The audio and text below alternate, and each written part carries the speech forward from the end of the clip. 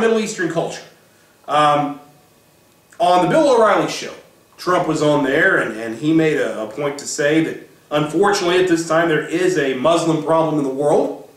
Very encouraging. You've heard my opinion on this before, that this is not just a war with Al-Qaeda or a war with the Taliban. This is a war between cultures. Western civilization versus Middle Eastern culture. And I'm often unsure that anybody in the mainstream political world truly gets that and understands that. That statement from Trump at least hints that there might be some realization of that fact. He also said that in terms of Iraq, that they should pay for, and I'm paraphrasing him here, but that they should pay for our liberation of their nation with their oil. I think that's absolutely right. It's the least they can do for the gift that we gave them. So, in fact, I would go so far as to say, with our debt as it is, that, you know, instead of running around the world and giving humanitarian aid to people, I think what we ought to do is the next time we got to go in to help someone out with an earthquake or a flood or a hurricane or whatever, that when we do it, we tally it up and we say, all right, if whatever money we owe that country, okay, you take it off your books now, we helped you.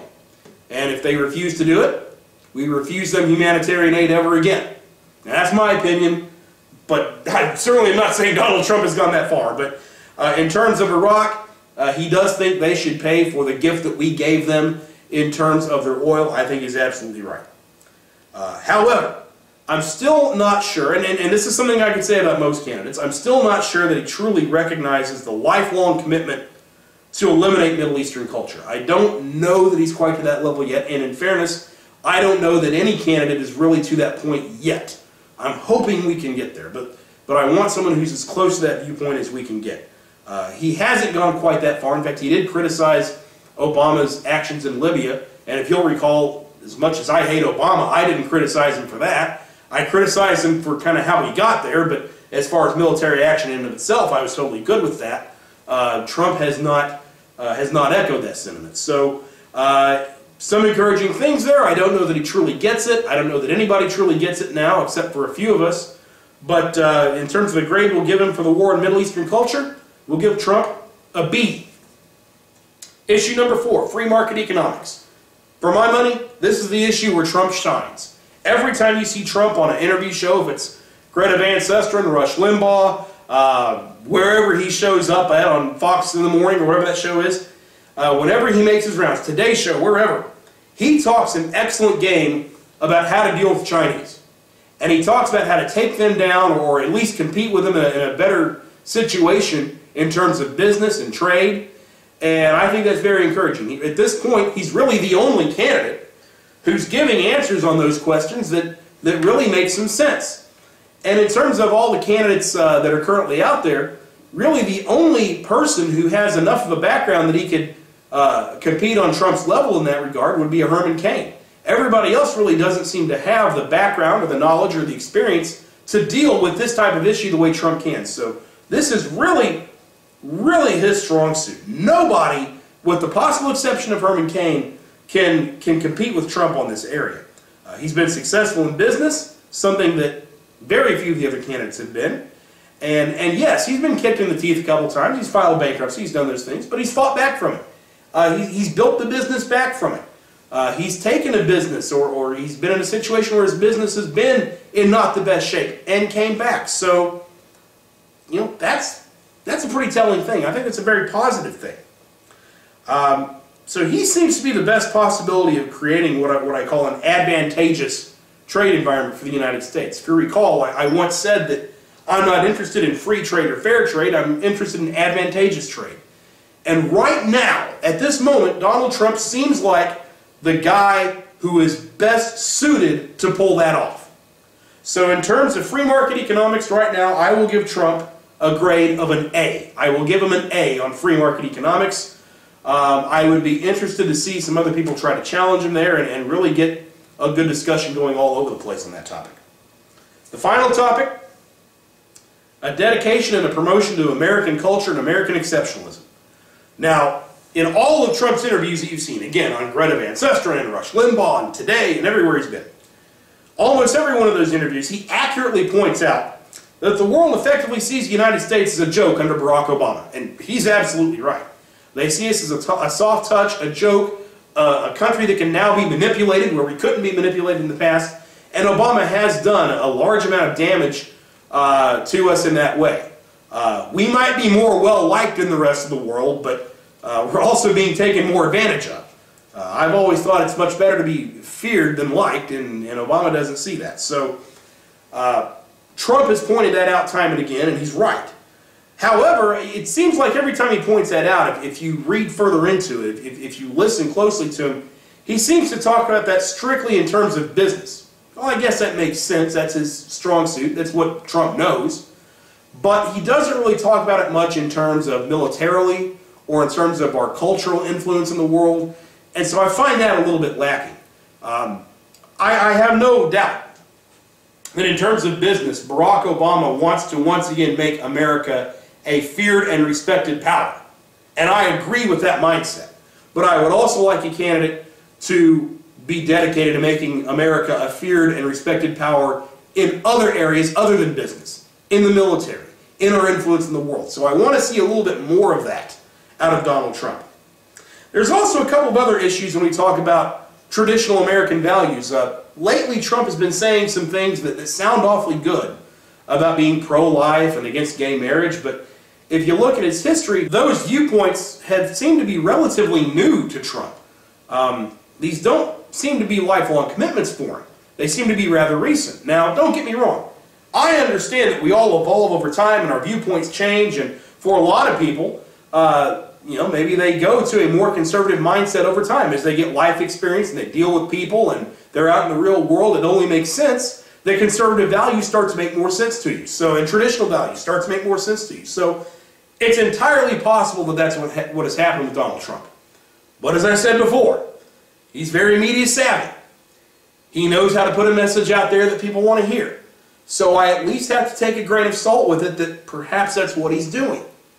I would like to see much more of a commitment out of this and to have him solidify this and to be able to explain why he switched to a pro-life viewpoint or why he switched to a gay marriage viewpoint or why he is suddenly now in agreement with traditional American values. What are his feelings on Christianity? What are his feelings on the church? I want to know that he's solidly in our court, that he's a solid social conservative. I don't know that yet. Maybe he's having a change, maybe he's getting there, or maybe he's trying to pull the wool over our eyes. I don't know. So the bottom line is he needs to really convince me on this before I can give him a terribly good grade here. So, business-wise, he's on the right track. Culture-wise, morality-wise, I don't know yet. So I'm going to give him the grade of a C in this regard and hope that he impresses me enough to where I can raise that grade in the future. Right now, I'm not convinced. So right now, he gets a C. So what's the final analysis? Now we've gone through every one of these issues. We've given him a grade and everything. What does it mean? First of all, I want to clear up one little point before we go to the numbers. You'll notice there's one thing I haven't talked about at all that's been all the rage and all the controversy. I have not talked about Trump's comments on the Obama birth certificate stuff or the identification with the birther movement or anything like that. That's been by design. Personally, I don't really put a lot of thought or credence into the birther stuff right now. My opinion on the birther stuff has always been that if someone has some proof that Barack Obama was not born in this country, please bring it forward. Let's deal with it and react accordingly. But until that point, until I actually see credible proof, I don't feel the need to focus on it. I feel there are other, much more destructive issues that Barack Obama has been a part of that we need to focus our attention to. There's many other reasons to oppose him other than this question, so since we don't really have a lot of evidence on this question, I don't really feel like wasting the time to deal with it. Donald Trump obviously feels a different way. It doesn't change my opinion of him one way or the other. If he feels that's important, great, go ahead and say it. I just don't concur at this point in time. So that's my take on the birther thing. If information comes out that's credible, hey, go for it. But right now I don't see it. I think we should put our attentions elsewhere. So that having been set aside, and incidentally, I did kind of wonder at first when he started doing the birther stuff, he was just trying to use that as a way to get Tea Party or extreme right support. And I don't know if it was, but if it was, to me, it would show that Trump has really underestimated what the Tea Party and the conservative right is all about. He certainly wouldn't be the first person to do that, but if he was using that to just pull the wool over our eyes, I'm sorry, Donald, that's not going to work. You have to come to the game with a lot more than that. So that's my opinion on the birther thing. Doesn't really matter to me. It does matter to Trump, but it didn't affect my ratings here one way or the other. So, that being set aside, if we put the grades out there, and all the grades I just gave for Donald Trump, you know, giving him, what was it, a D in smaller and less government, a B on immigration, a B on Middle Eastern culture, an A on free market economics, and a C on the focus on American culture and exceptionalism, what does that come to?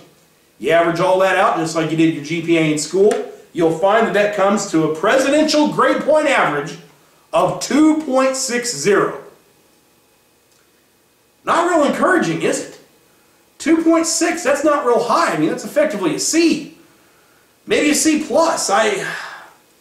Now, granted, we don't have a lot to compare that to yet. I haven't done these analyses on any other candidate yet. We will in the future. I want to do Herman Cain next, either next week or the week after. So as time goes on, we'll be able to compare these numbers. But I'll tell you what, I was hoping for a candidate to support that they would be higher than a 2.6. And I expect that some candidate somewhere will beat that number. Man, I want someone who's over at least a 3, come on. And I think that 2.6 illustrates something about Donald Trump. He's very good at putting some talking points out there and conveying them in a very approachable manner. I mean, I'll be the first to admit, when I hear Donald Trump on one of these talk shows, I'm in his corner. I'm like, hell yeah, that's our guy. You know, I think we can whip the world with him while I'm listening to him talk. But then I take a step back and I look at his history, I look at his overall viewpoints, and I look at what he's not saying, and I get some trepidation. So, you know, you've heard me say before that the left fell into a trap with Barack Obama, that they let a guy who speaks well and looks good in a suit pull the wool over their eyes and lead them off the cliff. Now, I'm not saying Donald Trump is the level of Barack Obama. I mean, nobody can be that bad.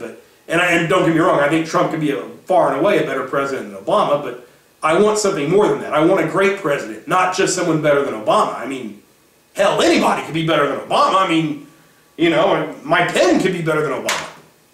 So I want an excellent president. And at 2.6, I don't know that indicates an excellent president yet. So the bottom line is, I'm hoping and I'm expecting Trump, as he goes forward, to be able to branch out beyond just business and just China. Those are two very important issues, but there are more issues that we got to talk about.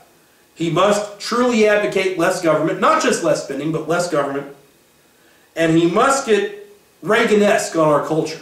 In other words, he must advocate American exceptionalism, not just because it's good for business, which it is, but because it's good for the world. Because it's good for all of our lives. Because he truly believes that America is the shining light for the rest of the world to follow. That's what I want to see out of him. I haven't seen him yet, but you know what?